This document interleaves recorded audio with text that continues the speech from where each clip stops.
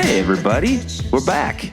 It's John, and I am coming to you via the Deconstructionist studio. I'm sitting here in the dark, recording this intro to tell you all about our guest this week. So to kick things back off for the second half of the 2017 season, we have somebody who I know quite well. He happens to be my brother-in-law, and the reason we have him on the show this week is because Kevin is a comedian out of New York City, and he has worked very hard on a set that he's been touring around the country. He's done a small tour here in the Midwest. I did some dates here in Columbus, Ohio, Nashville, Pittsburgh, and some other areas, as well as a ton of dates in New York City, getting ready to go over to the Edinburgh Fringe Festival. So you'll hear us talk about it a little bit later, but for those of you that are from the UK, specifically Scotland, if you like some comedy, Kevin's doing like 25 shows for free over there. He's performing. He's going to be over there for pretty much a month, the better part of a month. So it's an awesome show. It's called The 30-Year-Old Virgin. It is really funny. It's got some really cool stories in it that he pulls from his own life that we talk about a little bit in this episode. So main reason we had him on, beyond just being my brother-in-law and being a really funny human being, we talk about the art of comedy and how it can be used in a therapeutic sense, and just how important comedy is, and how just important laughing is in general. So we talk about the art of comedy and how Kevin got into it, and talk about some cool stories. So a light episode, so kick back and enjoy. And then we'll be back in 2 weeks. So from here on out, we'll be here the rest of the year. We've got some really awesome episodes we have already recorded that we cannot wait to share with you guys that we think you're going to enjoy. So thanks for coming back, and thanks for allowing us a month off to kind of rest and relax and recharge. And we promise it'll be worth it. So without further ado, Kevin James Doyle. You got away from me. Can we go back in time so I don't have to pay for it?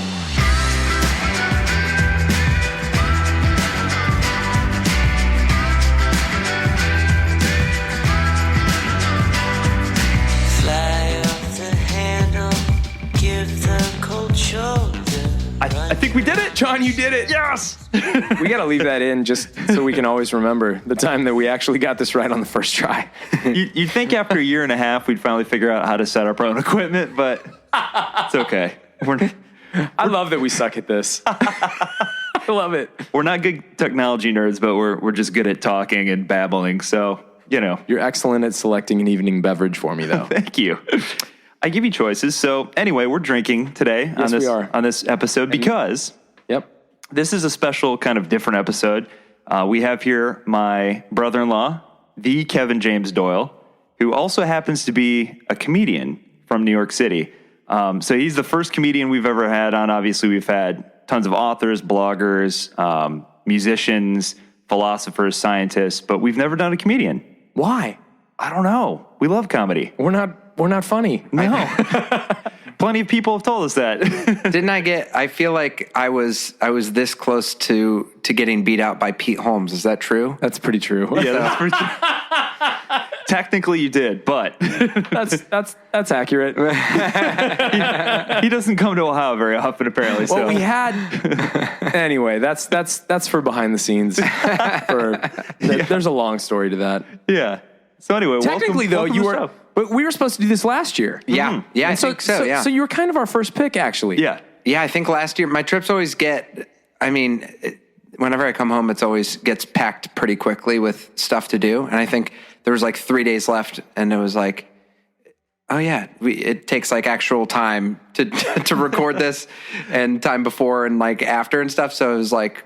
So we just waited. Yeah. But now's a much better time to do it. We carved it out this time, man. We went after. We made it a priority. Yeah, just exactly. Just like family ordeals should be. So you're John's brother-in-law. Yes. And you live in New York.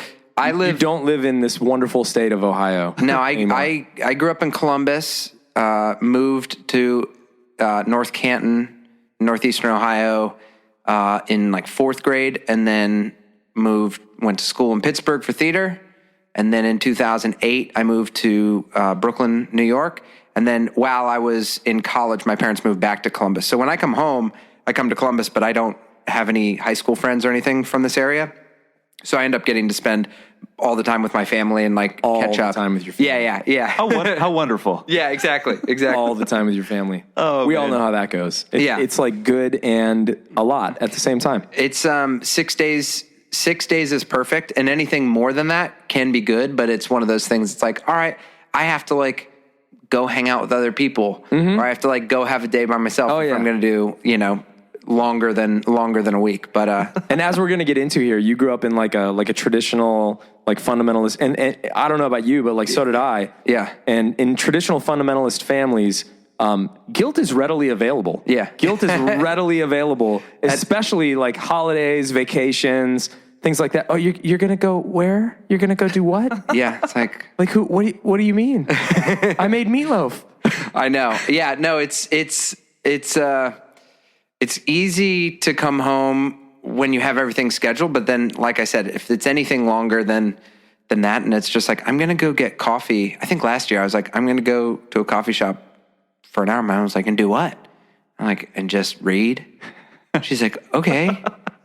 Do you want anyone to come? I'm like, No. no, I wouldn't not. at all. Wait, I just said I was going to go to a coffee shop to read. Why, do you want someone to come watch you read? Why would I? Why would I want anybody to be there for that except strangers? Yeah. Yeah. Yeah. So yeah, I've lived in New York for, I think, 9 years now. Yeah. That's crazy. You made it. Yeah. Yeah. That's what they say.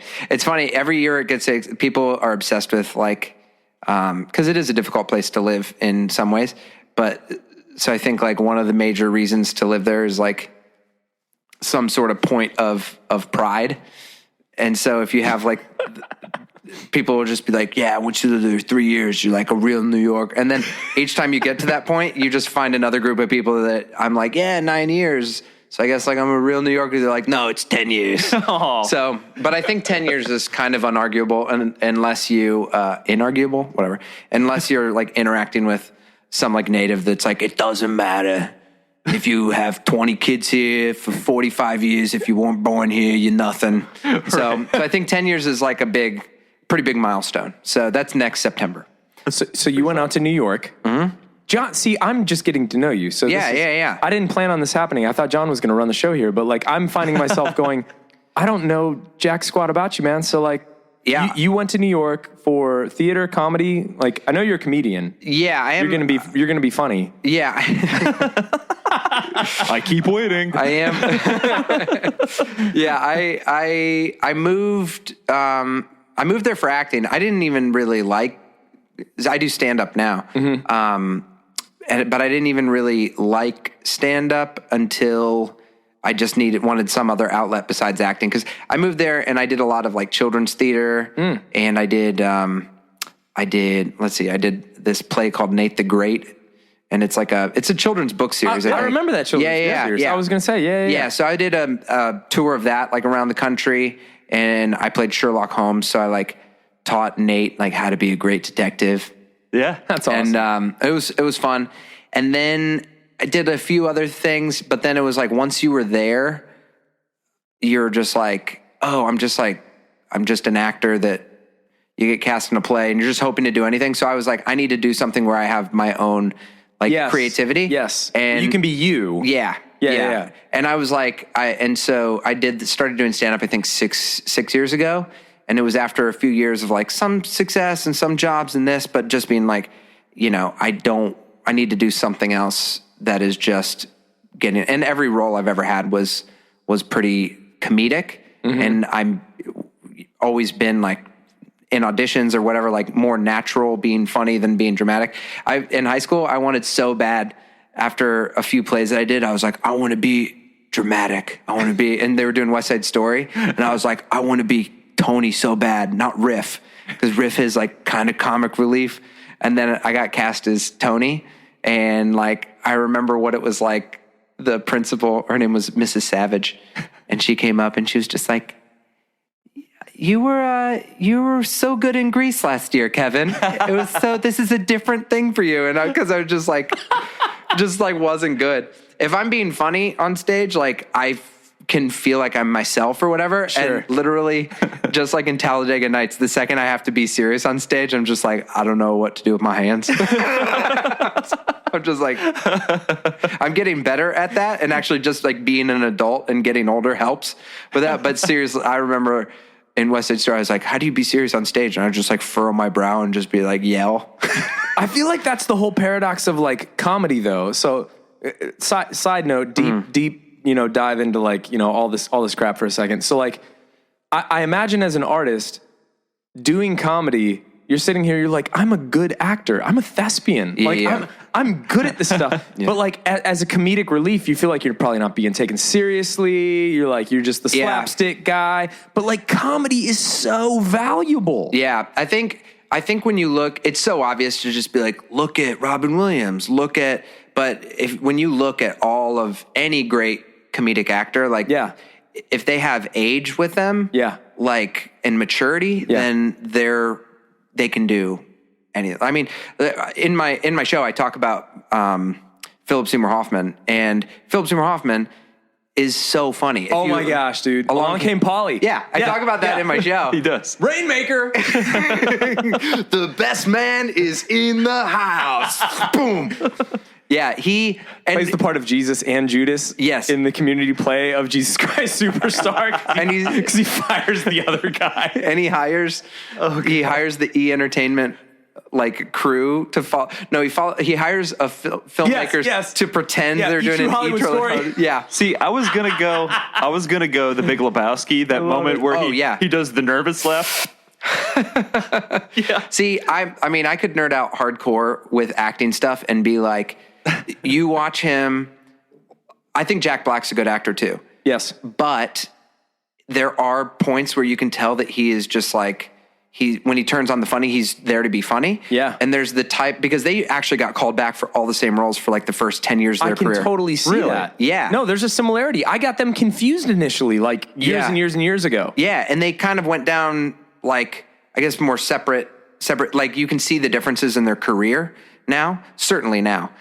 Because Philip Seymour Hoffman passed away, which is sad. He really did. That's true. And I think Jack Black's at least thought about it. I've read some really dark stuff. I seriously, really? Oh yeah. I read an article a long time ago about like just massive struggles with anxiety and depression. Yeah, being completely serious. Yeah. I don't think there's. I think sometimes there's the dramatic. Well, the thing with Philip Seymour Hoffman is that I was going to say is that he like. I think that probably on the set of Along Came Polly or of Big Lebowski, if you're like, dude, where'd that joke come from? He'd probably be like, I actually like have a whole backstory and I'm so committed to this character that it's serious to him. Yeah. Like the Along Came Polly character is so over the top, but there is a realism of it that's just like, man, that guy's, it seems like he's taking this really seriously. Man. That's so good. That's the kind of stuff we never think about. And that's why I think when you watch it, I think that's why people are like, listen, that's not a great movie, but if you go back, that's good. Rather than it just you getting the laugh in the movie and then it's over and then you never think about it again. Like people could still watch that and be like, who was that dude? That you're just not surprised that you're like, oh yeah, he's like one of the greatest actors of all time. Of all time. And if that was his only movie, you'd be like, there's something about that dude. Same with, do you know Mark Rylance? Did you watch Bridge of Spies? And he's in Dunkirk. Yeah. Which I really want to see Dunkirk. I can't wait. But I know what you're talking about. In Bridge of Spies, he won an Academy Award for Bridge of Spies. And it was one of the first movies that he ever did. And my uncle called me and was like, there's this guy in Bridge of Spies. I've never seen him before. His name's Mark Rylance, and he's been the head of the Globe Shakespeare Company in England for like 40 years. Doesn't he think that Shakespeare actually didn't like?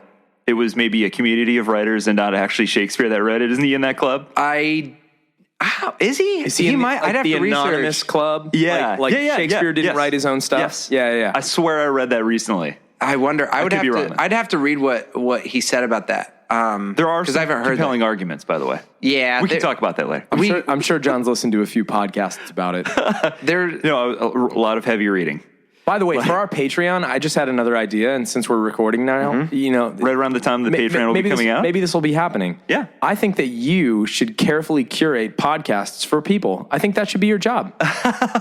You know podcasts better than anybody. Oh, Like you stop. could buy a like someone purchases Yeah. like John. Yeah. will make a podcast. John, One episode or a full series. He will curate podcast episodes just for you. If that was a job, that would be that's amazing. really good. I'll make you a mixtape of podcasts. You know what's That's funny? really good. I used to enjoy making mixtapes, so there's a parallel there. The mixtape, sadly. Yeah. So good. No, what you made me sadly think gone, of just a but- second ago, though, is my dad and I used to always talk about the fact that we really felt like some of the best comedians always seemed to translate well to film. Especially like drama. Like I think of like Robin Williams, for example. Absolutely. The first time I saw him in a drama. Eddie Murphy. And I was like, oh my gosh. Yeah. Or like, there was another comedian. I just thought Michael of. Keaton started off as a stand-up. I believe it. I believe He's it. hilarious. And if you watch his stand-up now, like it's like his last time he did stand-up was like 1988. You could watch it now, you'd be like, those are funny jokes. Yeah. Like He's got great comedic timing. and then you look at it now, you're like, oh yeah, you're one of the great actors of all time. You're Batman. Yeah. And Birdman. Birdman. Batman, Birdman, and Ray Kroc. That's true. Very good. Another superhero. Multiplicity is Amazing. amazing. She touched my pee-pee, Steve. So, okay, so film to comedy, you started to find some real value in comedy. Yeah. And actually, that's why you're on the show, too, because, you know, we're going to get into some of your, like, fundamentalist story, raised fundamentalist, all that kind of stuff. And, like, you know, for a lot of our listeners, this is, like, a heartbreaking, even listening to the Deconstructionist podcast, they're like, well, here I am. Yeah. Yep. And, you know, sometimes it's good to have the laugh because you can either laugh or cry. Yeah. True. So, I mean, I'll say the show that I'm doing, I'm taking a show to Edinburgh Fringe, and I'll be there a week. What are from the now. dates? August 3rd to August 27th. whoa. Every night, an hour of stand-up. Oh, my gosh. My show's called The 30-Year-Old Virgin. And That's awesome. And the poster's amazing. It's a pretty good poster. It is a pretty good awesome. poster. It was not me. It's a good poster. Sarah Cobb, her music, SCESSSEE. She's a musician. And she designed the poster. And my roommate, Jeremy Stanley, who is a photographer. Yeah. He did I had nothing to do with the poster. They're both brilliant. And I've gotten so many opportunities because people saw the poster. And I was like, if the show's as good as the poster, because the show wasn't done yet. Now you have to live up to the poster. Yeah. Yeah. Yeah. But I'll be there from the 1st to the 27th at, called Southside Social with the Edinburgh Fringe. So Killer, man. So for all our Scottish listeners, yeah. Yeah, UK in general, man. If you're making it over to the Frinch Festival, you need to go see Kevin James Doyle. I would support. love to have you guys there. Go support. he'll be wearing a deconstructionist t-shirt. Yeah. At least, That's right. At I least, will. At least once. Or holding a pint glass. Yeah. I will. We can turn it into a button up if we need to. Yeah, no problem. Oh, yeah. We got this. But yeah, I think that it sounds cliche, and it, I guess, is cliche, but Cliches also are okay. truth. But because they come They're from true. truth. Yeah. But like, there's not every single decent joke or story I've come up with, even after doing stand up for a while, has usually been someone being like, you should tell that on stage. And I'm like, no. And then it'd go up and I'm like, you know, what's crazy about cups and then people are like, don't care because you don't care about cups or Right, your dumb right. joke that you're like, Right. traffic is insane. And then you say the thing to like, that people told you should. And then that's where you get like the response. You're not Mitch Hedberg. Yeah. Yeah. Yeah. I mean, He could do that. yeah, it's true, but it's Nobody like, knows how. Huh? this is like the 60 minutes of those stories of of me being like, I don't know. Like it took a long time. I've obviously, like anyone who's performing, I'm like, I want lots of people to see me and buy tickets and Sure. want all the success. But then you have this like aversion towards like being actually personal on stage. Sure, man. Which is how that happens, you know? Yep. So yeah, legit, yeah. all of the stuff I talk about in the show is very much like, I don't think I want to talk about this on stage. But then once you do, you're like, oh yeah, that's where the good stuff is, you know? Yep. So, You got to be you. yeah. And all of, I think almost, geez, the the beginning, middle, and end of the show. There's like 3 different parts that were like the most painful parts of my life. That are like, oh yeah, that was like, I think I cried like 42 times during those months of that where that Like, story look is. at Pete Holmes. That's like why everyone is like totally flocking to this guy right now, because he's just ripping his chest open and saying like, can we just all please laugh at this pain, because it makes it feel valuable and it makes it feel like it's worth something, and it's unifying and it's communal. And it's beautiful. Yeah. And I think I think people are starting to tell the difference between or anyone. You'll see that there's like being personal, and there's being, I don't know what even the word would be, that is like confessional, when it's like no one wants to see people being confessional if it's like, if they haven't dealt with it yet. Right. So I think like in New York and the places that I've done stand up, you see a person that's like thinks of the darkest thing ever. That is just like, I tore the head off a bird and I ate it. And everyone's like, what? Why And there's would you no do joke. that? Cause it's like, if Just trying to be shocking. yeah. Only and then 2 you're like, people in the audience can identify with that. and then you're like, I can't believe Ozzy Osbourne's here doing stand up. That's insane. But yeah, there's like that. It's they see someone like the great comedians, that like Louis C.K. or something. And it's like, oh, all you have to do is go up and say the darkest thing in your life.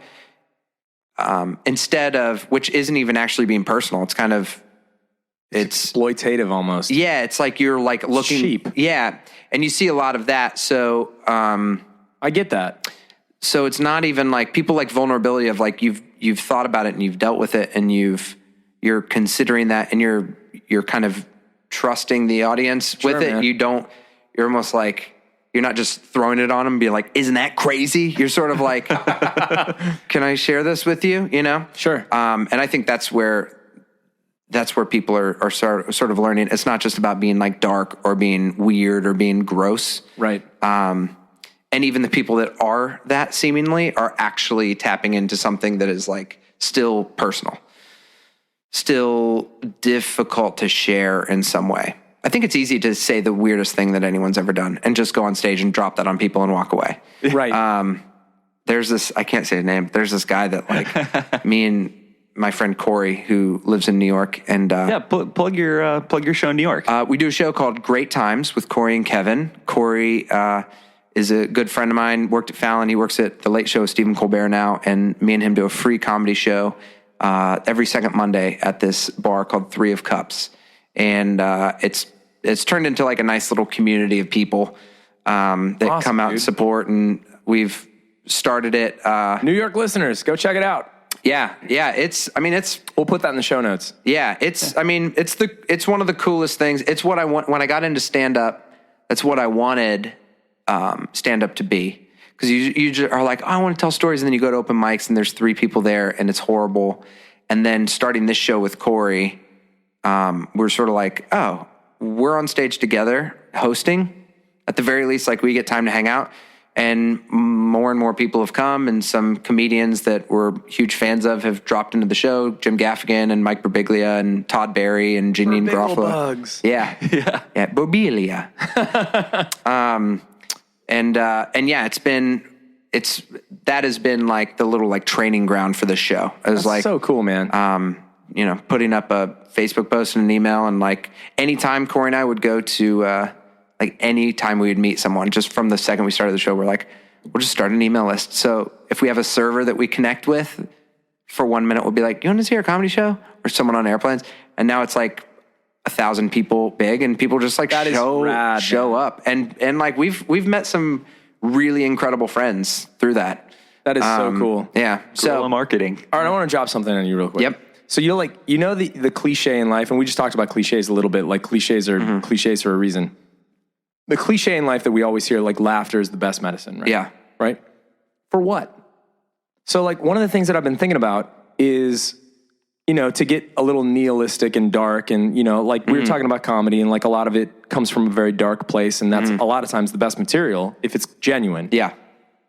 Pairing that with the idea of laughter being the best medicine, like existing and having to go through life is freaking hard. Yeah. Right? it's so hard. Like just existing is a trauma. Yeah. Like it's a very difficult endeavor just to be here, be alive, go through what you go through, whoever you are, whatever your story is. Yeah. It's difficult. It's so hard. Yeah.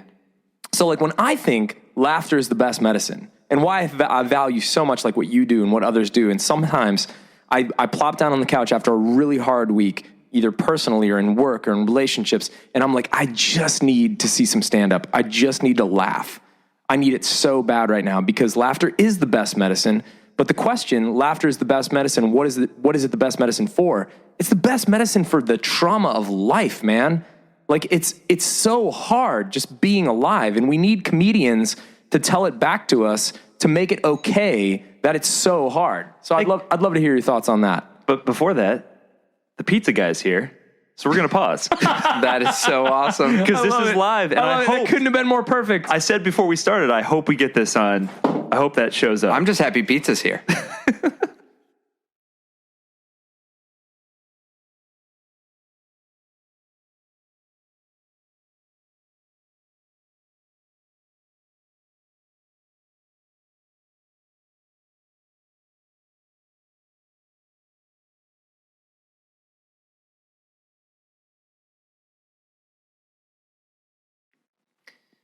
Why is laughter the best medicine? Yeah. I think I actually learned this the more I performed is like if you're performing, it feels like it's about you. And then when you realize it's 99% about the audience at all times and you're serving them. And I think like doing a free show in New York where you're just like, we invite all of our friends, like we have like a bit of a following now. So it's like 50 to 100 people come there. They see it's free. There's cheap drinks that helps get people in the door. But then at the end of the day, you're like, everyone's, like you said, like life is hard and all people So hard. And people don't even want, like, we have comedians that are small potatoes, and then there'll be someone who's like a big deal. As Adam whacks his mic. Dang it. But you'll see someone that like, people will be like, man, I'm surprised because that person wasn't that funny and they're famous. And then there'll be someone who's a nobody and they're like, who was that dude? And I think at the end of the day, it's because like you're sitting there and you're just like, I had a long day and I have to go to work tomorrow. And I just like, I want to enjoy what the person's saying. And it's like that connection, the people that just go up and connect with the audience about whatever it is, it allows them to more so than I think anything, just like forget for a little bit and just be like, we've never had a problem with cell phones in our show, ever. I don't think I've ever seen a comedian have to call out someone for texting or whatever. And whatever it is, it's like, how often is there a chance for you to just be like, man, I just don't want to think for an hour and a half. I just want someone to like make me laugh. And then you go back to all those problems after. Right. And I think like we have a lot of Christians that come to our show. And Why? just because I go to church. And so a lot of people like, Where do you go to church? it's called Trinity Grace yeah, Church in Park Slope. John Tyson. Caleb, what up? Yeah. And so there's like, there's like, for the most part, I don't think I've ever heard a single person be offended. And they hear like, they'd be the type of people that'd be like, if they're like, give me some suggestions, it'd be like, suggest Gaffigan, so they're not offended. But the people there, it's like, they're comedians that are working through stuff that it's like the darkest stuff you've ever heard. And everyone's just there seeing a person and laughing. And It feels so good to laugh. Yeah. Why does it feel so good to laugh? yeah, Endorphins, baby. I know, man. Yeah. That's beautiful. I think it's cool because it's like, sometimes the comedians will come and be like, that thing didn't go over. Like I've had so many comedians mention our audience, that we have a great, like a smart audience, that they don't get away with certain laughs. I mean, there are people that are like, this is a good audience. Like I never thought of that. Like looking at different audiences and being like, yeah. Because I don't think about it because they're just like, we're just happy there are butts and seats. Sure. You know, we're just like, whew, like it's full. There's like, it's not empty. But so many comedians have been like, this is a good audience. Like I've had people that are like, I like tried out this like joke I gave up on because like no one ever got it, and these guys got it. And I think it's not because I said there's a lot of Christians there. There's a lot of everyone. Gotta feel good. But it's because it's like people that I think like a lot of them have jobs and a lot of them have a life and a lot of them are going there to be entertained, and they're not there to spend $45 and go to a comedy club and just be like, make me laugh. They're going there it's like To engage to engage in something. Yeah. And so their cell phones are never out. I don't think we've ever had a problem with that. People are never like talking. No one's ever heckling. They're just there like, please, like give me something. And Would you almost call it like a liturgy of sorts? Like a more than just what's happening is happening? I think like obviously the parallels of like a person standing on stage talking to a group are obvious, but it's like you feel when someone goes through the motions. Yeah, totally. And you also feel when someone's laughing, when you're like, I'd rather they just not laugh. I'd rather I just talk. I would rather them not laugh right now. Mm. I'd rather them like be with me. Yeah. Than laugh. And then and especially when it's like down the street, like Aziz Ansari is performing and you have 40 shows on Broadway and you have 10 venues with like great bands playing. There's so much to see there that it's like most of the people that are there, like if they wanted to go see the best comedy, then they would go to the Comedy Cellar. And then they come to our show and it's like, we don't want to see someone get up and just give me their best jokes. You want to see someone working on stuff and actually engaging in real stuff. And That's so super cool. You see that happen like in real time a lot. And I've learned a lot because in the beginning, like when you're like, man, my joke about like these sunglasses always works. And then you have to get to a point where you're like, I'm just going to talk about my day and it's going to suck because it's not going to be as funny, but I'm going to learn over the years that's where you like find the stuff. So like where you find you're mining it with them. Yeah. Yeah. And by processing it. And I do think that since you're not charging them, like if you were charging $40 and a 2-drink minimum, I don't think people would want that as much. I don't think people would like, hey, we paid $60. Yeah, you better be hilarious. Yeah, where's your greatest hits? Yeah, exactly.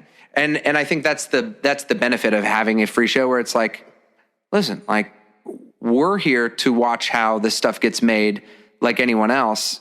And That's there's cool, a higher man.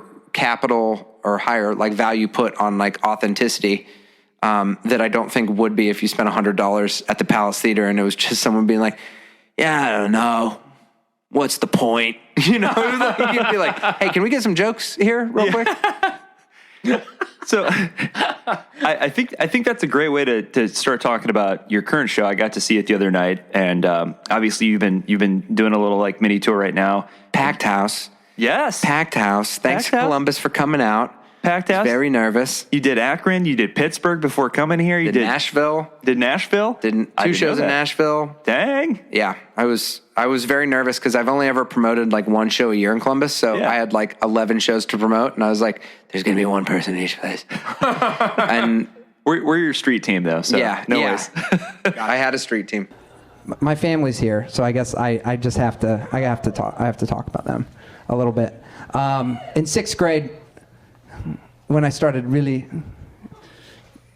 coming into myself, really deciding to discover myself, really starting to explore my body. That's all I'm going to say about it. Do we know what we're talking about? I don't want to get more explicit, but I will. So I'm not. We know what's happening right now. The worst moment of my life, still up to this point, worst moment of my life, I was getting ready for school, and I was like, today's going to be a good day at school. And I like put on my backpack and I was walking out, and my mom came up to me with some Mary Kay moisturizer. She's like, Kevin, this is my $50 lotion, stop it! And we've never acknowledged it until like now, So it was just like, I was like, I'm gonna move away. I'm gonna find a new family. This trip is the first time I've spoken to my mom since that happened 20 years ago.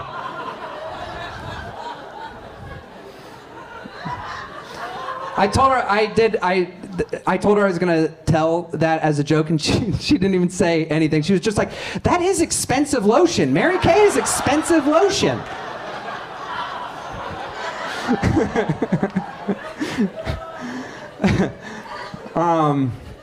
So you've been working really hard on this special, and we talked about this the other night, and obviously I don't want to give away any of your show because you've got a bunch of gigs coming up and Give away stuff. some of it though. Some of the special juice that you've got coming up, but we talked about the other night that some of these bits I've seen you kind of curate over the years, and I personally think, as a huge fan of comedy, that your set is better than it's ever been. It's tighter than I've ever seen it. I just really enjoyed it. But like what we talked about earlier, one of the backbones, or the backbone of your show, are these very personal stories that at the time probably weren't so funny. And so, but I think part of that is, and we talked about this as well, that I think it's one of the things that more people identify with, which is why one of our heroes, Mike Birbiglia, I think your style is very similar in regards to more of that storytelling style of comedy, but drawing from personal experience. Like Birbiglia, obviously, like those who have seen Sleepwalk with Me or whatever, know about his struggles with like sleep paralysis and jumping out a second story window, and so funny. The demise of his engagement, that sort of thing. So hey, you guys got something in common. I didn't realize that. but yeah. So talk a little bit about like, is that something that's therapeutic for you? Every night when you go up on stage, you get that out of your system. And I know as a fan, as someone listening, it's certainly therapeutic for the audience, but is that something that helps you kind of work through it? Yeah. I actually have a close friend of mine named Rachel Graves. Hey, Rachel out there. How you doing? Rachel. She told me at one point, she's like, it was like a year ago. And she's like, I feel like this is going to be like a really great few years for you. And I was like, oh, thanks. And she's like, I feel like you should start talking about like more personal stuff on stage. And I was like, we'll go on runs together. She's like a really fast runner, and I'll run with her. And like, I was like, where'd that come from? Like, it almost seemed like this is going to be a good year. When are you going to like actually, like, when are you going to bring it all back out? Yeah. And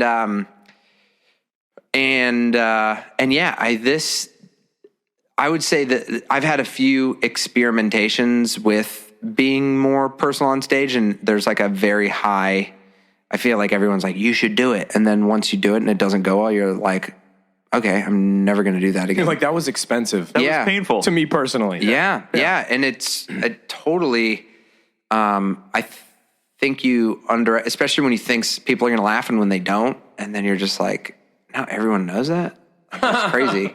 How did you get a laugh out of it? Yeah, and I was engaged when I was 27. I was engaged. We had a wedding date on the books, and then ended up breaking it off. And I think John and I we had a lot of conversations about like leading up and during that, of being like, this is a tumultuous relationship. Like, do you end it, or do you like power through it? Are we not communicating? Like all of that stuff. Oh man. And yeah, like that was, I remember when I moved to New York, like my mom got breast cancer soon after. All three of my grandparents died within like a year. And I was an adult for the first time, paying my bills and like having like just a really rough 2 years on paper, year on paper. So, and then this and was like, that was really rough. This like relationship and this engagement was 1,000 times more difficult. And then even when you're in it, you're just like, I'm always anxious. I always like have a pit in my stomach. Oh yeah. All of this stuff. And you're like, feel bad because you're like, that's weird. I didn't even feel this bad when like my family members were dying and I didn't know if my mom was going to die. So at the time you're just like, I would never, there's not even anything funny there besides being like, like I broke off my engagement and people are like, like feel like it's weird. So that was one of the things. There's more, I think, embarrassing stories within the whole context of the show that were easier to tell. Yeah. So it's like, there's like some funniness here, Sure. But there's relatability, but there was very little that was just going to be benign laugh of being like, and then I had a wedding on the books and we broke up and we didn't get married. And like, and so it was therapeutic, but it was the scariest thing that I ever had to talk about on stage because I think I had to acknowledge like it was really important to me. Yeah, And for a while sure, after, man. I was just like, I was like, it wasn't the right thing. And like, it's actually better. It wasn't a really healthy relationship. So really until I started talking about it on stage was when I was like, if this material is even going to connect with the audience, they can't just see me being like, and I didn't really care about getting married anyway. I'm good. Yeah. I've always been good. Yeah. It was like, cause I had to like set some her up as a character in this relationship as a character. And I was like, oh yeah, like well, I like loved this person. And when I saw them, like I was taken by them and I asked them out and then we like connected over the years and got engaged and reliving. It was so much easier to joke about the breakup that everyone was like, that is like has humor and people can relate to a heavy breakup. What was therapeutic and helped a whole lot that I never thought was being like going back and remembering like, oh yeah, like that's the first time I was in love. And there's no joke there. That was just like, I remembered for the very first time I went back. I didn't feel like I blocked it from my memory, but it was the first time I went back and I was like, oh yeah, I remember when I got down on one knee and asked her to marry me. And I was like, whoa, I forgot that happened. Yeah, you blocked it out, kind of. Yeah. I mean, Because I in a way. remembered the breakup and I remembered like the lead up, like of course but I forgot about like that moment where I'm like, boom. So it was therapeutic and actually I think there's, like I said, there's more funny, comedically infused, embarrassing moments in the show that people are like, I can relate to that. And I can't believe you said that because I would have never said that, but I relate. That those were easier, even though they seem more embarrassing and more confessional. Whereas this, it's almost like a small, like someone could be like, I don't know, someone could like insult you and just be like, you're an idiot. And it wouldn't hurt your feelings, but it was just like your shoes are lame. And you're like, I've always been embarrassed about these shoes. like the small thing. I have a joke where I've always noticed that like if you flick somebody off, nobody cares. But if you give somebody a thumbs down, It's so true. it's mortifying. Yeah. If somebody just looks at you and just goes, Yeah. I disapprove of you. Yeah. Thumbs down. It's way You're worse. like, I don't even know how to retaliate against that know. because I'm so broken by it right now. I know. God forbid you get both thumbs. I know, dude. I work with I tutor kids and I had a joke. I think it's in one of my videos that's on my website, but it's like it's about how like kids give the worst insults and I'm bald, and if I have my head on, I don't know. Can you guys just play it? Why don't you play it at this point? Okay. You can play it if you want. But another thing is like, I don't take my shoes off because like I had ingrown toenails when I was growing up. And so now like my big toe just has like smaller toenails than usual. And I swear I don't wear sandals. If someone like came up to me and was just like, you're ugly, it wouldn't hurt. But I swear like I don't wear sandals because if someone's But like, if somebody's like, your toes are gnarly. Yeah, your toenail's really small. I'm just like, I'm sorry. Like, you know, that's why I keep my shoes on. It's like, I always wondered why you wore shoes in the pool. Yeah. I always thought it was kind of weird. Exactly. Yeah. It's the pressure points, man. Yeah. The pressure points. It's, yeah. So I think, yeah, that sort of stuff's so real that you're like, because it's you having to come out and be like, this thing was important to me. I work with kids, and I love working with kids, and they're very fun, but they're very honest. And I also don't have any hair, which has had that happen a long time ago. And I don't really care about it anymore, but when I'm around kids, when I go into like a lesson, I teach kids chess. And when I go into a lesson, I've found that it doesn't matter how long I've known the kid or the kids. If I have no hat on, they're like, oh, it's Kevin. If I have a hat on, they're like, oh, it's Kevin. But if I'm in a lesson and I just like take my hat off, they're just like, oh my gosh, you're bald! Every time, just as much surprise. And so I've gotten to the door of these lessons and I've just been like, hat on or hat off, okay? You don't want to make Elijah make you feel insecure again, okay? So just make a choice now, and you don't have to deal with it. I smiled too big one time, and the kid's like, why are your gums so high up? I'm like, I don't know, they're receding? Thanks a lot. Do you know every insecurity I have? What is wrong with you? I have ingrown toenails too. That's why my shoes are on! And that's like what's scary. And honestly, for me, which is so interesting that we do this podcast right now, the thing that I got made fun of and that I was more humiliated by than anything else in my life was my faith. Like when I was growing up, like the fact that I wasn't allowed to watch certain movies, the fact that I wasn't allowed to do this or let's do talk that, about that. or like, you know, listen to certain music or, Yeah. you know, whatever was a constant source of like alienation and humiliation for me. And there's some seriously great comedic material in there. The first time I watched a rated R movie, I was over at Kenny Flick's house, and we were going to watch A Time to Kill. Whoa. Oh, yeah. Do you remember your first R-rated movie? I remember mine. What's yours? Mine was DC Cab. Yes, I do. DC Cab. I don't DC know. Cab, you know, it had Mr. C in it and Gary Busey when he was, well, no, he's always crazy, but that's, but he was hilarious. And I just remember there were boobs in it. And I was like, Yep. no one told me about these. What? These are great. And then immediately you have More of those, please. the second thought is, wait, there's a reason I'm not supposed to see these. Yep. This must be bad. Yeah, guilt immediately. Yes. No, mine was Kickboxer. Oh, good movie. Yeah, 6th grade. Wow. Yep. Got my friend that I slept over at his house to like, Mom, you know, it's just about martial arts. You know, it's just like a movie about martial arts. Oh, okay. Yeah. She rented it for us. Didn't even look at like what it was rated. Yep. Wow. Yeah, that's what I couldn't even sleep that night. I was so sick with guilt. That's what this mom said. She was like, it's just about hate crimes and race relations. I'm just kidding. That's what A Time to Kill is about. It's a light movie. You've seen it, right? It's Johnny Depp, right? No. Nick Nolte. It's this cast is on another level. You ready to have your minds blown? It's Samuel L. Jackson. Samuel L. Jackson. Oh yeah, that's right. Sandra Bullock. Yep. Matthew McConaughey. He's the lawyer, right? Kevin Spacey is the Whoa. DA. What? Kiefer Sutherland and Donald Sutherland are in it. Yeah, it's Wow. Yeah, Oliver Platt. Get Dude, out of here. It's Love amazing. Oliver Platt. I It's need to get on that now. Yeah. yeah, it's and then Matthew McConaughey does like the whole, because the whole point of the movie was that girl Samuel L. Jackson's daughter gets raped and murdered by Kiefer Sutherland and like his dude in the truck, and they like so horrible crime.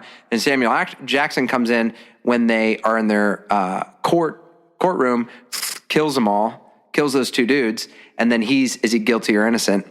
Is there a time to kill or not?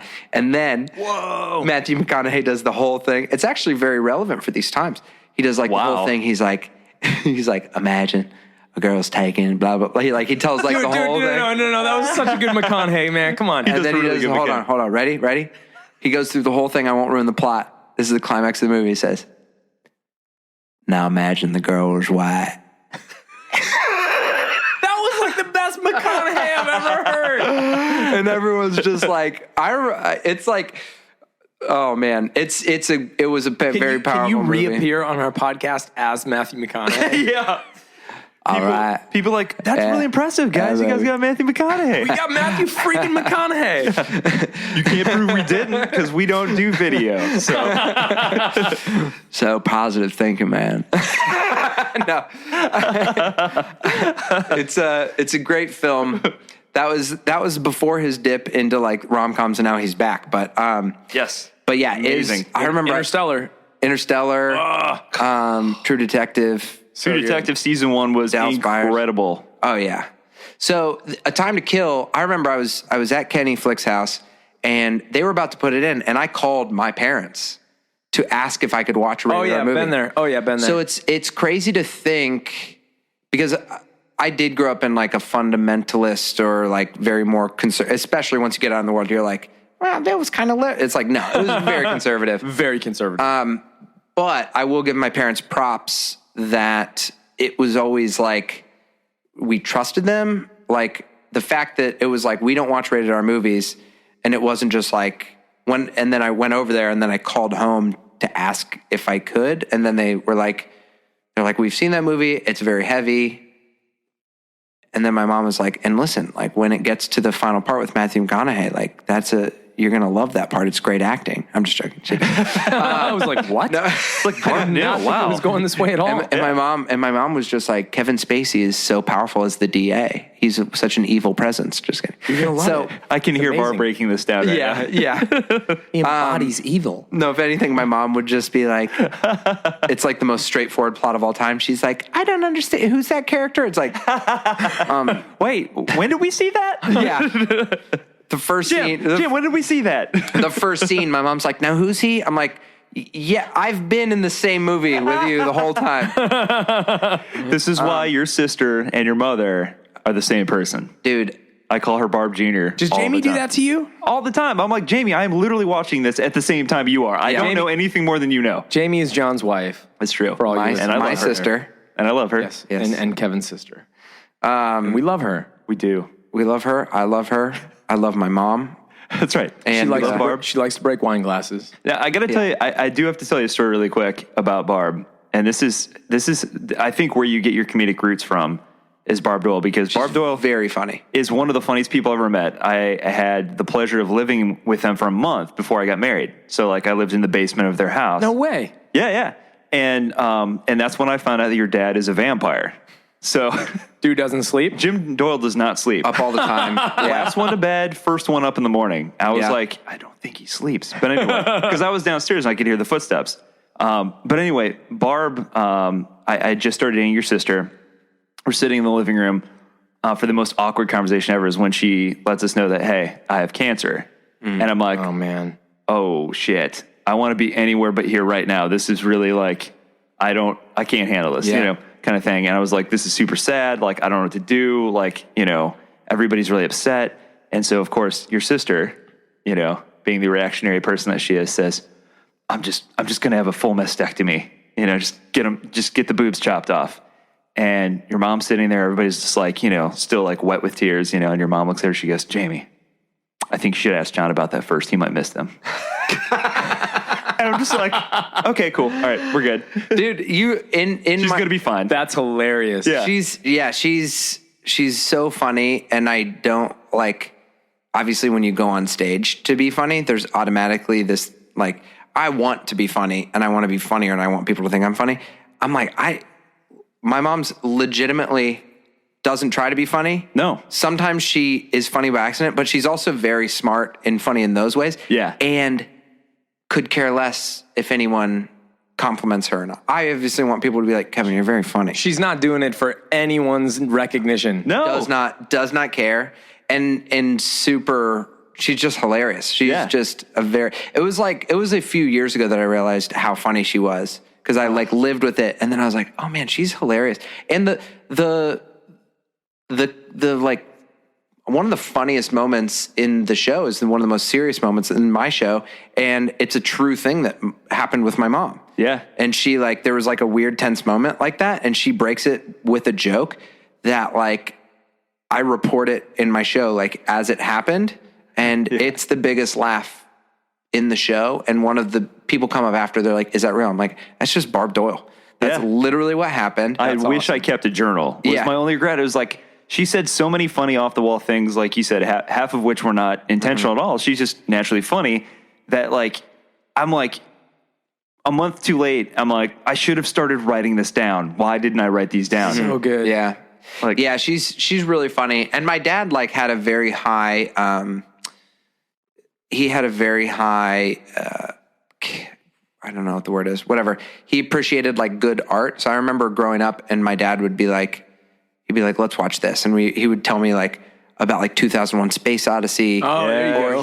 he would be like showed me good music and good art. And Jamie, I remember, like, I listened to, like, Master P and Puff Daddy, and my sister was like, here's a Radiohead album. I feel like you need to listen to different There you stuff. go. There you bless go. her.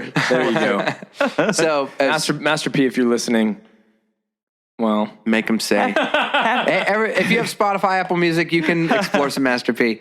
Yeah. Just as he's he's like worth $500 million. So he's pretty business savvy. He's doing okay. I think he's doing all right. But yeah, I feel like my mom had, like, the raw comedic talent, and my dad was just, like, tried to infuse us with some good taste, Yeah.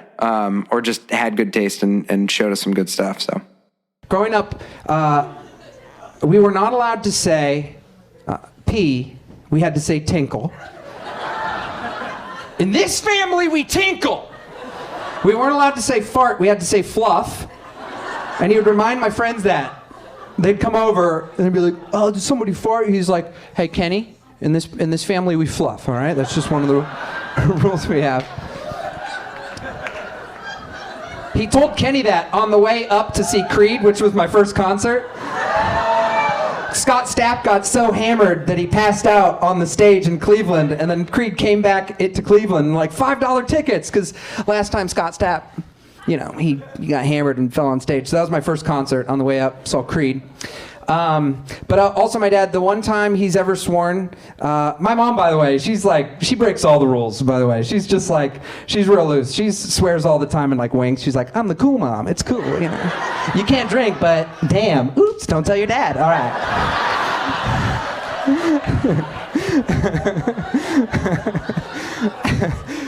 There was one time I was being a jerk. I was being probably on the way up to Creed, and we got out of the car. I was just like being annoying and everything. My dad is like, Kevin, you are acting like an asshole. And I was like, you called me an asshole? And he's like, he just walked away. He was like, I can't believe I said it. Did God hear? So one time he ever swore at me, but then I got to high school and I got really into The Sopranos, and I would watch The Sopranos all the time. I loved The Sopranos, and my dad loved it because it's a great television show and he enjoyed it, and he just could not get over like the language. It just like always bothered him. He would just be like, can't they say? And there's a scene with James Gandolfini. He's about to execute someone. He has a gun to their head. And the guy's just like, no, please. And he starts peeing his pants. And he's just like, are you pissing your pants? Are you pissing your fucking pants? Blows his head off. Brains everywhere against the wall. My dad's like, all right, does he need to use language like that? Is that really appropriate? I mean, come on. I mean, criminy. I mean, cripes. And I was like, Dad, yeah, gangsters, they kind of need to say. He's like, no, they don't. You can have a good television show without you. I could write for The Sopranos. I'm like, Dad, no, he's like, yeah, I could. If my dad wrote for The Sopranos, right, it would be like, hey, are you tinkling your pants right now? Are you tinkling? Criminy, is that a fluff? Did you fluff just now? This is what you get for acting. I said acting.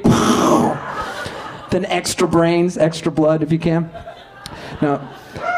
Oh man! So one of the things I want to get to, because we've been going a while, but we got a karaoke tonight. Priorities. So so awesome. Every Tuesday I'm in Columbus. I go to Rivari Room for karaoke. Heck yeah! I'm keeping it alive. It's been going on for 15 years, I think. Yeah, 13 years, I think. Yeah. That's awesome. I've never missed a Tuesday that I'm home. Never. But one of the things I think is really interesting that I realized after you moved to New York and started visiting you there is that there are very real, very different issues that come along with living in New York City. Very different struggles. Yeah, and I thought it was interesting to kind of talk with you about those struggles and that would only occur in New York City. These are things that we don't deal with here in Columbus. Rats, giant and alligators in the sewers. Public transportation. Yeah. But I think, one of the things we talked about is the fact that it is 20 million people in one city. Yeah. I wonder what probably greater metro areas, 24 million maybe. That's insane.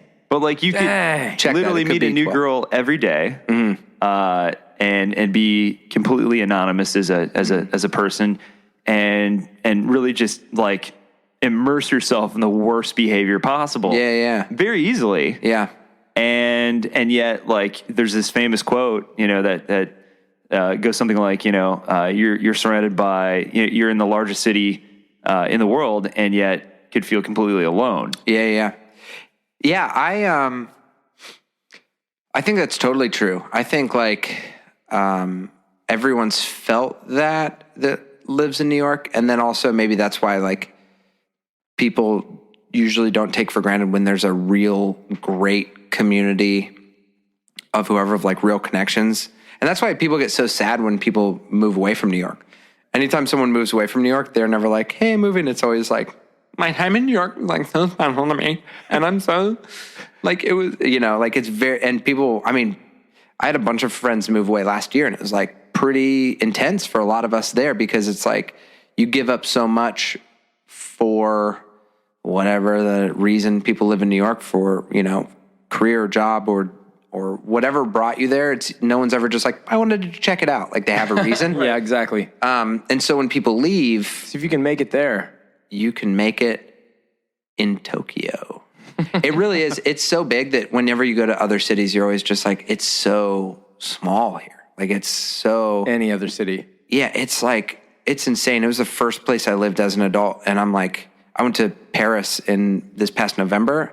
And I was like, Paris was the first place that I was like, oh, this is like hard to wrap my head around. And other than that, it's like, like Manhattan and Queens and like they're all just so big that it trains you to I don't know, you just get used to like your senses being on a 14, you know? Yeah. But I think it's true that it's like you could move there and you could do whatever you want. Only thing holding you back is like money. And even then, like I don't know, like it's, most people there are single. It's hard there's not a lot of kids there. Yeah. And so, yeah, I mean, really anything you want to do, you can do. So it's a huge decision to like, it's just a huge decision to live however you want to live. Like if you want to, like I've been going to this church since I moved there pretty much. And if I never went again, like there have been times where I like haven't gone for a while, and the people that, it's not like people being like, hey, where you been? It's literally your one friend, Lee, who is just like, how you doing, dude? Like, what's up? It's like, oh, I've been busy. Oh, cool. And then, but it's not like a normal community. I don't know if you meant like a church community or something, but like you can do, I don't know, like watch. It's limitless. Yeah. Like, and that's the amazing part about New York. And that's also anyone that's been there longer than a year has experienced like the dark side of it, just being like, geez, like what am I doing here? Like you can stay out as late as you want, and you usually have to work harder than usual to make a certain amount of money and not have space. And so it gets really easy to fill that with stuff that is not actually like, that's not actually healthy. And that could be anything. That could be like the food you eat and how much you drink. Like, I think drinking culture there is like, like you'll go to certain other cities and they're just like you guys drink a lot. It's like, yeah, that's like, people drink a lot in New York. And usually most people I know that at this age, like, are like, yeah, I had to like pull back and actually examine, like, cause it's so easy to just go places where everyone's hanging out. Even like my comedy show, it's like, oh yeah, like we go there and then you drink and watch comedy and then you get an Uber home or you get the subway home. There's very rarely a place that is not where alcohol or like is involved, or where you're even hanging out in people's homes. Usually people hang out in bars. Yeah. You know, I think like back in the like 1700s or whatever, when New York was started, it was like one of the only cities in America that had like twice as many bars as churches, because everything else was established Oh my God. as like a church community or whatever. And so, yeah, that's still the case. So you used to be, and the thing that people don't know about Kevin is Kevin worked any job, like when you first got there, right? You worked some like awful jobs just to make it and to survive there. And one of them was you were a tour guide, and you were an awesome tour guide. Like we went on your tours when we come into town, and I was like, man, I mean, and I think part of your future comedian, sensibilities or whatever definitely were infused in your tours, which is why I think you were successful. But even now, like we'll walk through New York and Kevin's like, did you know that building was owned by so-and-so? And you're like, I had no idea, but that's awesome. That's amazing. This is probably to anybody who, in any place, no matter what you're doing, but especially if you move to New York, like I think the key to being doing anything artistic with your life is expecting that you're always going to have a day job for your entire life. And that hopefully isn't the case, but just assume that, because Sure, I think that's a really good thing to assume, because then a lot of times you end up doing it for the right reasons too. Yeah. You Yeah. know? And and then that way you're not destroyed when things that you're like, You can be honest. yeah. Yeah. And, I wore a sign in Times Square. I've talked about it a decent amount in my life, but I wore a sign, like a sandwich board in Times Square, and not. passed out flyers. Oh, yeah. That was my first job. What were the flyers for? The flyers were for Broadway shows. The first show I worked for was called 39 Steps. And I worked a lot of shows. You know, I worked Superior Donuts. I worked for a show called Fela it was a musical, Fela Kuti. He's a really great Afro. He's a really great musician, but he died. But yeah, all these shows, like it paid $17 an hour, which is not bad. It's not bad. And then, but yeah, that's what I did a shift started at 10 a.m. They were 10 to 3. And then if you worked a double, you had like a half hour off. And then it was 3:30 to like 7:30 or 8 right before the Broadway show started. And it was the most miserable time of my life. But here you are. Yeah. You know? And here I am. You made it. Yeah. But there would be like, you just had to pass out flyers and people would find out about these shows. But I mean, what is 17 times 40? Like 17 I have times no idea. 40, whatever. So because bad at I math. wouldn't work 40 hours a week. So it'd be 17 times 30.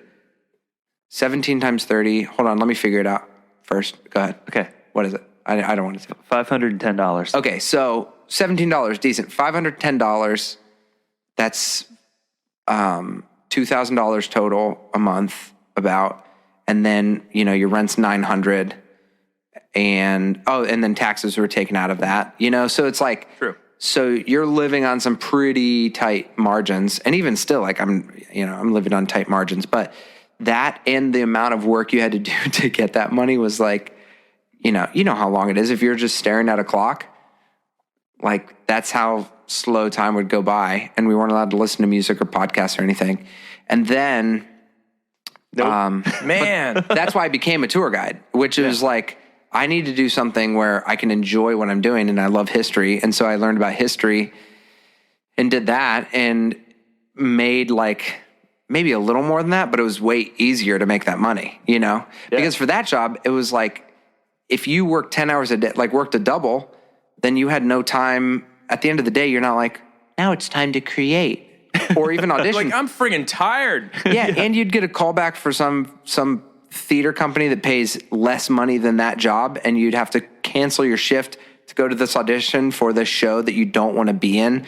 Like, But you need to take whatever you can get because you want to be an artist. yeah, Right. and so yeah, I mean, it's like it was rough. Like those being a tour guide was like a million times better than that because you could just walk around and talk to people about like the history of New York and meet new people and like, but even that was difficult at times when you're just like, I'm a comedian. They're like, oh, that's cute.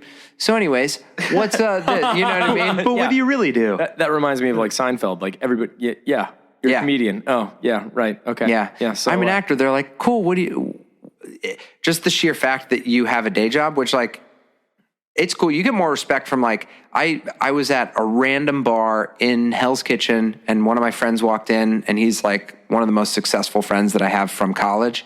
And he walked in and he's like, you should come in the back. And I was like, I'm having a drink with this person. And he's like, come in the back when they leave. So that person left and I went back and it was like him and John Hamm from Mad Men and like 4 other actors that are from TV that I have definitely seen. Like, I'm like, I know your face. And when I was back there, I was like, it was just this like actor card game.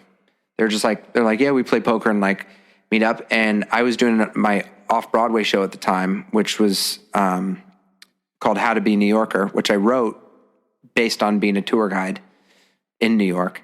And it was off-Broadway. And the amount of like, I remember when I started talking to John Hamm, I told him I was doing this. And I knew he was in Mad Men. I was a huge fan of the show. It was on. It was huge fan. right before the last season came up. And he was like, dude, that's like the amount of respect. He's funny. Oh, super funny. Oh, Who knew? he's so funny. Really funny. Funny in Kimmy Schmidt. And is he in 30 Rock? Yeah. I've just seen him on like Jimmy think- Fallon a couple times. Yeah. Like, Bridesmaids, right? oh, Bridesmaids, Bridesmaids. he's He was hilarious. so funny He in was the jerk. Bridesmaids. Yeah. The Yep. jerk boyfriend. Yep, he's hilarious. Yeah. But I feel like I remember when I was like starstruck, but then the amount of, I said something, I was like, yeah, but I was like, I do this, but I also have to like tour guide in the day. And he's like, dude, tell me, like, it's insane. Like, what are we doing this for? Never was just like, I'm in Mad Men and I don't have to do that anymore. Right. He was just like, yeah. It's still the grind. And so Always going to be the grind. I remember, like, it would always give me a pit in my stomach. And I got to a place, like, where I would get very defensive with people if they were just like, so, like, when they would act like you're not there yet. Because Right. it's like, I am not there yet.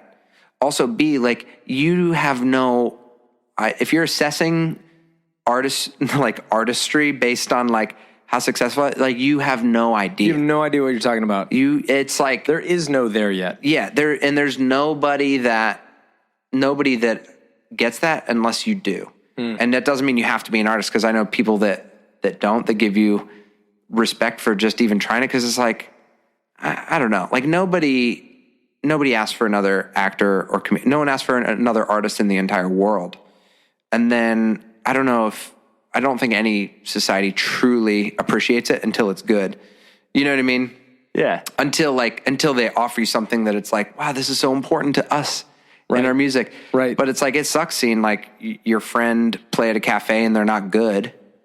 But if all of a sudden, like, 5 years later, it's like, that's Win Butler and that was Arcade Fire. I was like, I've always loved them. No, you didn't. No, you didn't. Like, No, you didn't. No. Unless you cultivate a community or a personality that's like, I want to watch people be bad. I want to Right. watch people be bad at stuff. Suffer through it. Yeah. That's why I think a lot about, like, my drama club teachers or people like that I'm like, I just did a show in Akron last week, and my drama club teacher that cast me in You're a Good Man, Charlie Brown, the first thing I ever did. And I was like, what's the point of being a drama club teacher besides just being like, I don't know, I think it's, like, important that these kids, like, do this stuff. Yeah. And I think, like, I've grown an appreciation of that for so long, because I was like, man, like, that's insane.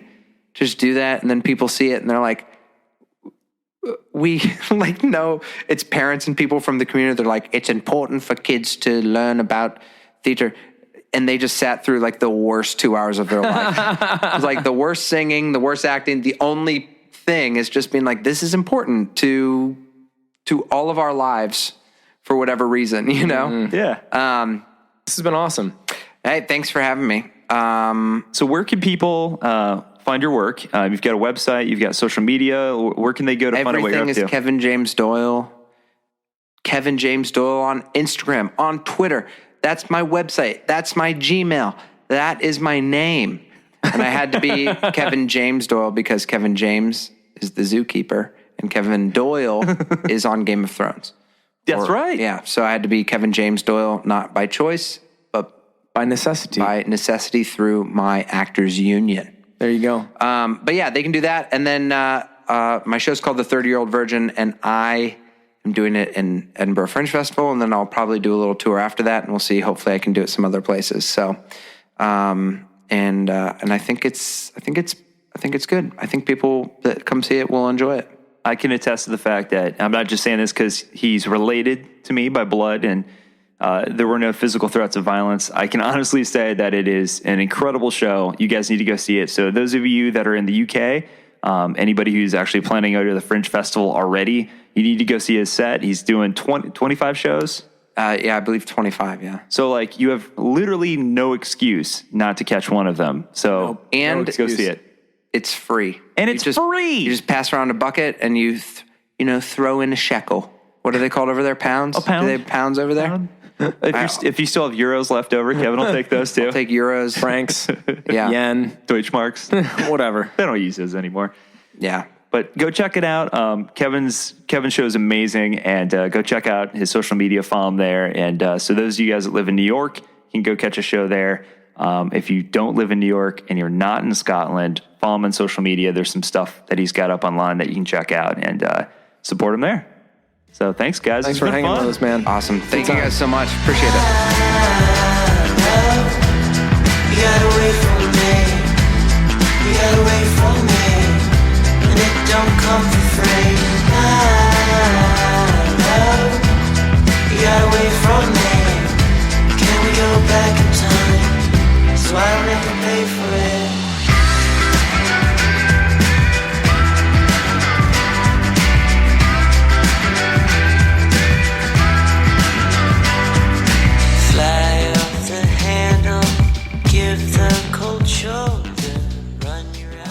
Kevin James Doyle. I didn't get involved in theater until high school, but after my performances in Joseph and the Amazing Technicolor Dreamcoat, You're a Good Man, Charlie Brown, and Grease, I decided to go to a summer camp to see how serious I was about acting. Midsummer Theater Camp, day 1. We did a typical first day of camp things, tours, talks, meeting people. There are only 6 guys here. My roommate is very creative. He plays the trumpet. Then there's some other guys. I'll write about them as I get to know them. I can tell I have a lot to learn, but I have an edge on the other actors because I have a work ethic and a desire to learn as much as possible. I did my monologue and I thought it was good, but with each other person, my thought of mine twisted, and I had a contorted view of it being horrible just because of the intimidatingly impressive talent I was surrounded by. I need to do 2 things. 1, go for it with everything I have. And 2, be satisfied with my attempt. Day 2. Today in Movement with Tony Garcia, we did Suzuki... Today in Movement with Tony Garcia, we did Suzuki Japanese martial arts acting movement techniques. And we did ghost walks. It focused on balance and concentration, and thinking about a reason to walk from the other side of the room to the other. I focused and slowly saw a crying baby. And I went to pick it up, and walked back slowly, and it stopped crying and slept in my arms. I did an interactive activity with Dana. We walked from one side of the room to the other and alternated steps forward and backward, all the while keeping intense eye contact. I barely knew Dana, but I could see her thoughts. Her soul. Her life. She could see the same in me. It was unforgettable to know that she was looking and concentrating 100% on me, but both of us were just as vulnerable. And by the end, when we met, I wanted to hug her because I felt like we shared an intimate moment, more than anyone else had shared at camp. But we shook hands and we parted. Today I feel how much I'm going to be getting out of this camp. I hate that it will end. I want to go to school with these people and being around them 24/7. They're all so open-minded and accepting of one another in every activity we do. You never have to worry about sounding stupid or feeling dumb. No one will let you feel it. We do very abstract activities, and everyone does them 100%, with all their emotions, not half of them. There's a definite trust here. It's not just a camp, it's a fellowship of friends.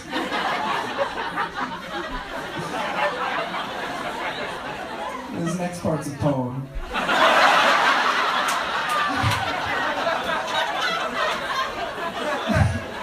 I see you. I see your face. I see your protective shell. I judge. I talk to you. I hear your name. I hear your life. I know you. I look into your eyes. I see your soul.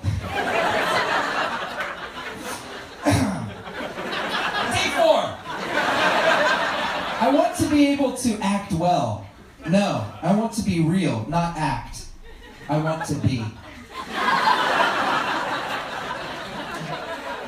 Am I learning about acting? Yes, but also about people. Can I handle some of them? No. Can I hide it? Yes. I'm also having a hard time sharing my attention. At Hoover High School, there's Kevin Doyle. I am it. It's me and only me. It's not conceited, it's the truth. I'm looked up to, respected by all. Here, I don't get the spotlight, and I have to earn respect. But it is good. I'm learning that because this is what it will be like in the real world. Wow. You know the feeling when you know something for sure? Well, I guess I do if I'm asking myself.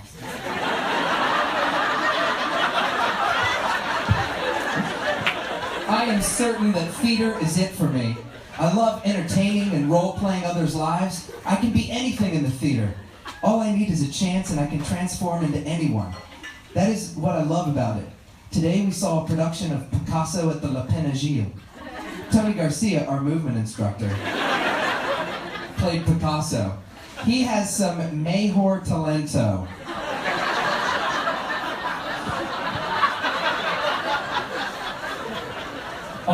our counselor, is super cool. She did a monologue from Diary of Anne Frank, and it was awesome. She is Jewish and could really understand the character like someone else would not. I have a little thing for her, but boys will be boys. Ha ha.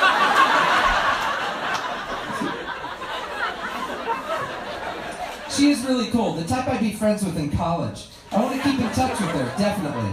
I think I'll have a good chance of coming to Indiana University, and in that case, I'll get to be friends with her. The best class overall so far has been acting. We did a risky acting exercise today. You look someone in the eyes and you say the first thing that comes to your mind. If it's good, great. If it's bad, better.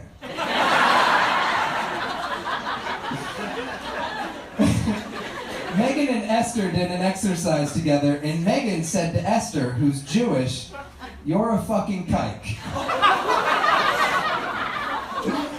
Though Megan was Jewish too, it gave Esther the chance for a real, authentic reaction. Then as they repeated back and forth, "You're a fucking kike," then, "Why am I such a fucking kike?"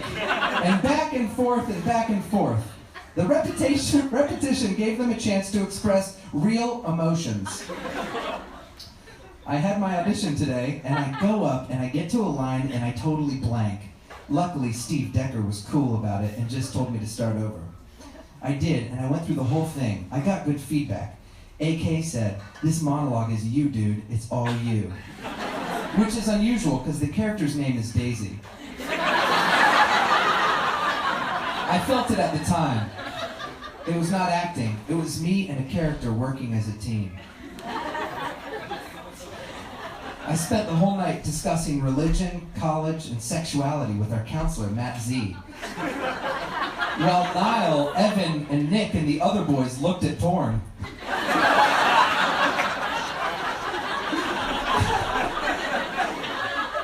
Matt is really cool, and I got to talk to him about being gay. I told him a lot of people at my high school think I'm gay. It's probably because I wear tight clothes and love theater. I've never wondered if I am gay, but I've certainly tried to see if I am. I just get bogged down with people thinking I am, so I want to make sure. The thing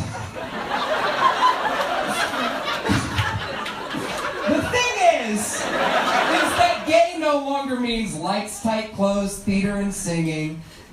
And if that's the definition, then I can admit, yes, I am gay. But not homosexual. At movie night, we watched clips of American Beauty, Schindler's List, Billy Elliot, The Princess Bride, The Usual Suspects, and Apocalypse Now. The singular reason they were all good is the actor's honesty, period. We stayed up till 2:15 in Matt's room talking, and it was hilarious. Amalia was there, and I know her, I like her now, because I'm at the point where I get paranoid of annoying her, and that means I like her. I don't know whether to tell her or not, because she's our counselor. Everyone at the camp has affected my life in so many ways. Megan Sass is a genius-level theater scholar. She knows a lot about plays and whatnot, but while at first I thought she was annoying because of her knowledge, I respect her now. I've become so much from this camp. I've gained patience and friends, lost my clean mouth, and most important...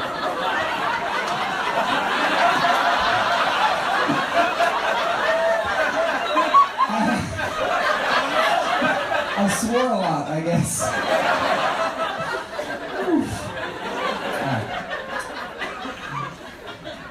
And most important, become an artist of the theater. Not an actor, an artist that paints on the palette we call the stage. P.S. Today, Amalia and I got matching wristbands. During the final performance, I was afraid I would mess up. I didn't. I let my lines come to me, not me coming to my lines. I was right in the moment, just like it was happening to me. I think when I get a character dead on, I feel like I can conquer the life of him. Well, on my way home now. Don't ask me how it happened, but the 2 weeks slipped through my hands like hands full of stands. I made a new family, but this one will never be together again. I enjoyed learning about theater. I feel 1,000 times better. But more than that, I enjoyed the people. I learned about Jewish beliefs and culture from Esther, Kim, and Maria, Kim, and Megan. I met Matt, who helped me understand gay people more. He's a hilarious person. Tony Garcia and AK taught me so much. AK encouraged me to do theater. He did say I needed to work on voice and movement. It's pretty much acting. The person I connected with most was Amalia. From the first day when she did her Anne Frank monologues, I liked her. I could tell she had some sort of feelings for me, but I respect her responsibility in not showing it beyond friends because she was my counselor and, hey, maybe I'm wrong, but I felt it. I didn't cry today.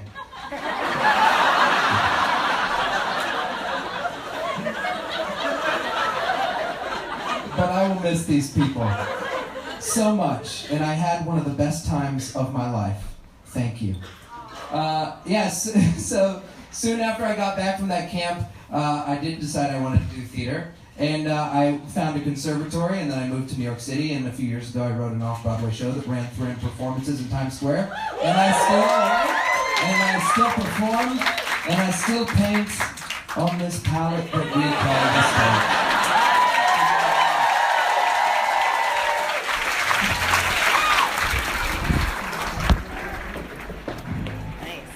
Thank you. Thank you. Thank you. Oh my God, that was awesome. Thank you. That was really good. Thanks, man. Yeah.